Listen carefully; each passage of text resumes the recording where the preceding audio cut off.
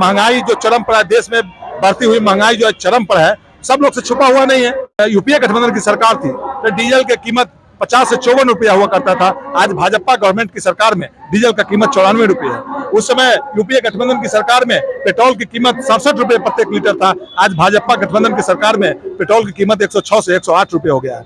UPA गठबंधन की सरकार में सरसों तेल 50 रुपये था, आज सरसों के तेल 150 रुपये लीटर हो गया है, 150 से 200 रुपये है।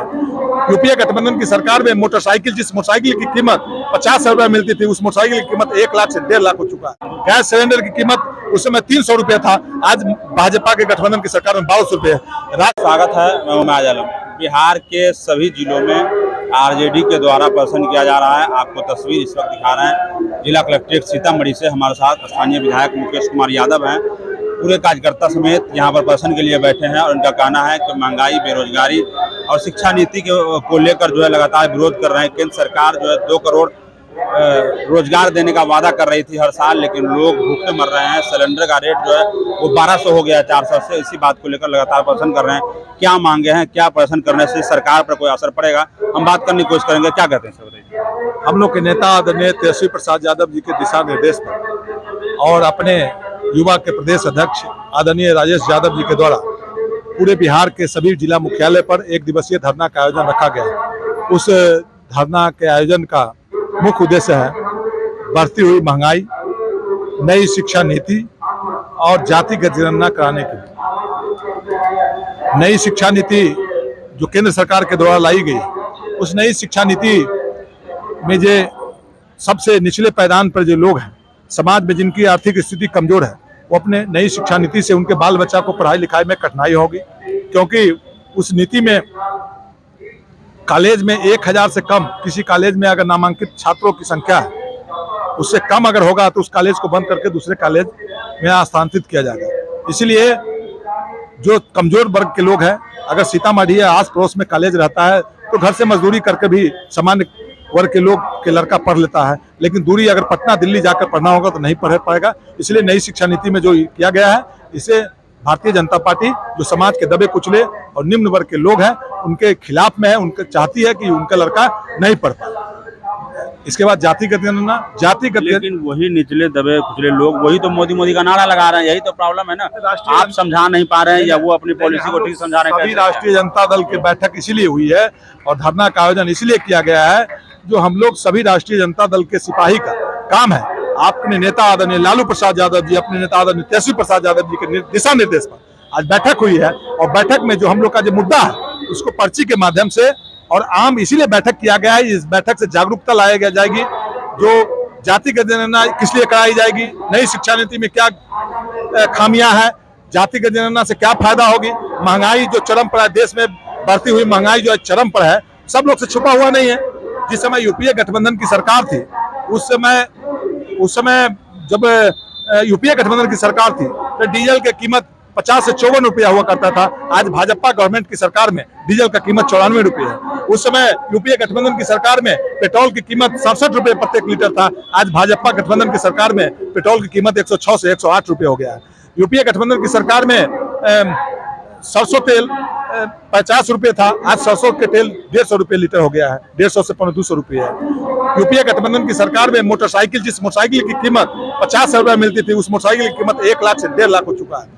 लेकिन जो अंधभक्त है, अंधभक्त को तो ये दिखाई नहीं दे रहा है ना, वो पेट्रोल भी खरीद रहे हैं, तेल भी ले रहे हैं, सब कुछ खुद से ले रहे हैं। गैस सिलेंडर की कीमत उस समय 300 रुपये था, आज भाजपा के गठबंधन की सरकार में 1200 रुपये है। राष्ट्रीय जनता दल इसीलिए बैठक किया है, धरना का आयोजन इसीलिए किया गया है, जो इसमें हम लोग के युवा लोग हैं, राष्ट्रीय जनता दल के लोग हैं, वो जाकर गांव गमाई में अपने जनता के बीच जाकर प्रचार प्रसार करे। नरेंद्र मोदी जी और भारतीय जनता पार्टी ने घोषणा पत्र में लिखा था, जब मेरी सरकार बनेगी तो प्रत्येक वर्ष 2 करोड़ युवाओं को रोजगार देंगे। 9 वर्ष हो गया, 9 दूना 18 करोड़। अगर 18 करोड़ युवाओं को रोजगार मिल गया रहता तो आज बेरोजगारी इतनी चरम पर नहीं रहती। उनके द्वारा घोषणा किया गया था, जब मेरी सरकार बनेगी तो हम प्रत्येक नागरिक के खाता में 15-15 लाख रुपया देंगे। वो आज किसी के खाता में 1 रुपया नहीं गया।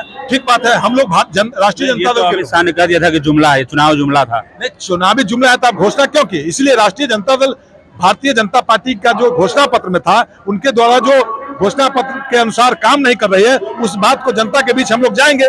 जो बढ़ती हुई महंगाई से लोग देश त्रस्त है, उस महंगाई के खिलाफ हो, नई शिक्षा नीति के खिलाफ हो, जातिगत जनगणना, इसलिए राष्ट्रीय जनता दल चाहती है जो जातिगत जनगणना जब होगी तो देश में सबसे जिसकी जितनी संख्या होगी उसके संख्या के हिसाब से राजनीतिक हो या नौकरी हो, सभी में संख्या के आधार पर राष्ट्रीय जनता दल चाहती है उनकी भागीदारी मिले, लेकिन भारतीय जनता पार्टी नहीं चाहती है कि उनकी भागीदारी मिले। इसीलिए आम आवाम है उससे क्या अपील करना चाहते हैं? महंगाई वगैरह हम सभी लोगों से आग्रह करना चाहते हैं और यहाँ एक धरना के माध्यम से अपने राष्ट्रीय जनता दल के लोगों से कहना चाहते हैं जहाँ आप लोग गांव गमाई टोला मोहल्ला चाची से काकी से बहन से भाई से दादा से दादी से मिलकर भारतीय जनता पार्टी के द्वारा जो यह महंगाई, नई शिक्षा नीति, जातिगत जनगणना के विरोध में जो सरकार रोजगार की बात कर रही थी, उस सब के बारे में लोगों से बात करें, रूबरू हो और उनको समझाएं। समझाने के बाद सब लोग समझेंगे। और 2024 में हमारे नेता आदरणीय तेजस्वी प्रसाद यादव जी ने बिहार से एक मुहिम छेड़े। हमारे नेता से सीखना चाहिए लोगों को। हम खास करके राष्ट्रीय जनता दल के लोगों को कहना चाहते हैं, महागठबंधन के लोगों को कहना चाहते हैं, तेजस्वी जी से सीखने की जरूरत है।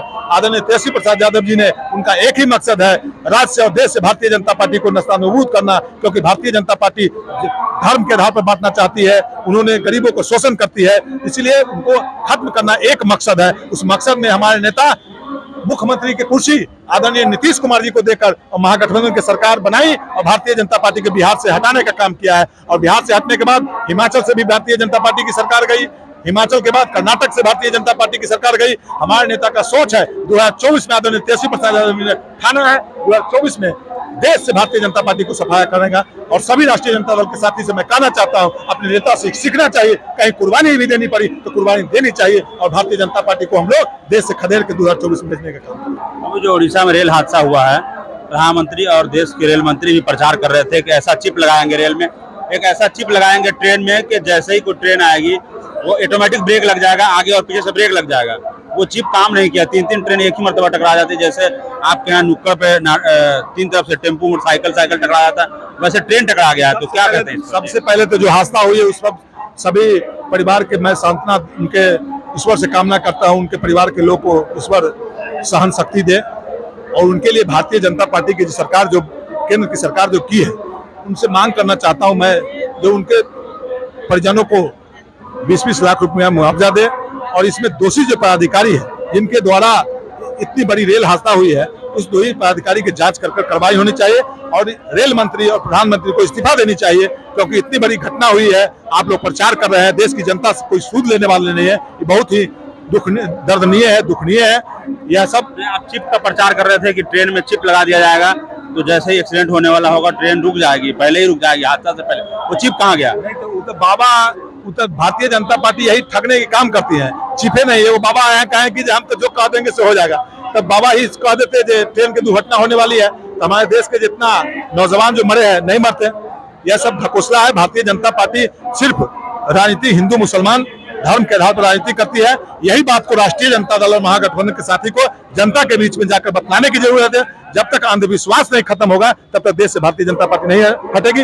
राष्ट्रीय जनता दल ने ठाना है कि सब लोग के बीच जाकर अंधविश्वास खत्म करना है, सब लोग को जागरूक करना है और देश से भारतीय जनता पार्टी को 24 से हटाना है। भारतीय जनता पार्टी आरक्षण की बात करती है, देश में जो दलित गुजर अति पिछड़ा के जो लोग हैं उनको आज आरक्षण नहीं मिल रहा है, उनको कोई लाभ नहीं मिल रहा है। कहीं भी जो सामान्य कैटेगरी से भर दे रहे हैं, जिनकी बाबा साहब के द्वारा लिखे हुए संविधान में सभी को अधिकार दिया गया, जितनी जितनी संख्या होगी हिस्सेदारी के हिसाब से सब वर्ग के लोगों के लिए आरक्षण निर्धारित किया गया है, उस आरक्षण का भी पालन नहीं किया जा रहा है। इसलिए भारतीय जनता पार्टी सिर्फ जनता को ठगती है, गुमराह करती है और हिंदू मुसलमान के नाम पर बांटना चाहती है। उसी बात को जनता के बीच राष्ट्रीय जनता दल और महागठबंधन के साथी जन जन तक जाकर, गांव में टोला में मोहल्ला में जाकर हम लोग समझाने की बात करेंगे और 24 में भारतीय जनता पार्टी को देश से हटाएंगे। अगर भारतीय जनता पार्टी के लोग देश में इस बार अगर जनता गलती की तो वोट के अधिकार से भी वंचित करेंगे। अंग्रेजों का शासन था, उससे भी बदतर अभी भारतीय जनता पार्टी की सरकार चल रही है। उनके खिलाफ में कोई बोला जा रहा है, उसको जबान को बंद किया जा रहा है, उनको दबाया जा रहा है, उनको गलत मुकदमा में फंसाया जा रहा है। हमारे नेता लालू प्रसाद यादव जी को कई मुकदमा में फंसाने का काम किया है, लेकिन हमारे नेता आदरणीय लालू प्रसाद यादव जी और उनके पुत्र आदरणीय तेजस्वी प्रसाद यादव जी किसी के डरने से और उसके धमकाने से डरने वाले नहीं है। भारतीय जनता पार्टी के खिलाफ में अगर पूरे देश में कोई लड़ाई लड़ा है तो राष्ट्रीय जनता दल के अध्यक्ष आदरणीय लालू प्रसाद यादव जी और उनके पुत्र आदरणीय तेजस्वी प्रसाद यादव जी लड़ रहे हैं। लेकिन तेजस्वी यादव के खिलाफ तो सीबीआई ने चार्जशीट फाइल कर दिया है ना, क्या कहते हैं उस पर? यही तो आदरणीय नेता हमारे तेजस्वी प्रसाद यादव जी जनता की बात करते हैं। उनका सोच है जनता का जो सबसे निचले तबका है। जब स्वास्थ्य विभाग का मंत्री संभाले हैं आप, जो प्राथमिक स्वास्थ्य केंद्र से लेकर और जिला हेडक्वार्टर हो, पटना के आईजीएमएस हो, पीएमसीएच हो, सभी अस्पतालों को सुदृढ़ किया गया है। और उनका मंशा है कि सरकारी अस्पताल में वही लोग इलाज कराने जाते हैं जो गांव में दबाए कुचले, जिनकी आर्थिक स्थिति अच्छी नहीं है, वो जाते हैं इलाज कराने के लिए। और उनका इलाज सरकारी अस्पताल में अच्छा से हो, इसलिए सरकारी अस्पताल की व्यवस्था सुदृढ़ की हमारे नेता ने।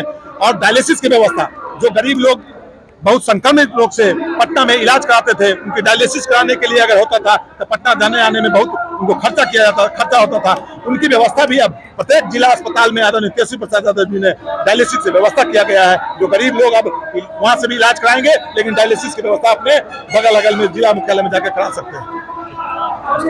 बाजपट्टी विधायक मुकेश कुमार यादव है, युवा राजद के जिलाध्यक्ष हैं। इनका कहना है कि महंगाई कमर तोड़ जो महंगाई है, सिलेंडर का रेट डबल हो गया है, पेट्रोल डीजल का रेट बढ़ा हुआ है, और जो शिक्षा की नीति है वो जो छोटी जाति के लोग हैं, पिछड़ी जाति के लोग हैं, उनके खिलाफ है। छोटे छोटे बच्चे उनके नहीं पढ़ पाएंगे। गांव देहात में जो स्कूल कॉलेज है, जब उसको बड़े स्कूल में मर्ज कर दिया जाएगा तो एजुकेशन कैसे हासिल करेंगे? यहाँ पर जब गाँव में रहते हैं तो वो अपना काम भी कर लेते हैं, एजुकेशन भी हासिल करते हैं। जो लोग सीतामढ़ी टाइम्स को देख रहे हैं वो ट्विटर पर फॉलो कर सकते हैं, यूट्यूब सब्सक्राइब कर सकते हैं, फेसबुक पर फॉलो कर सकते हैं।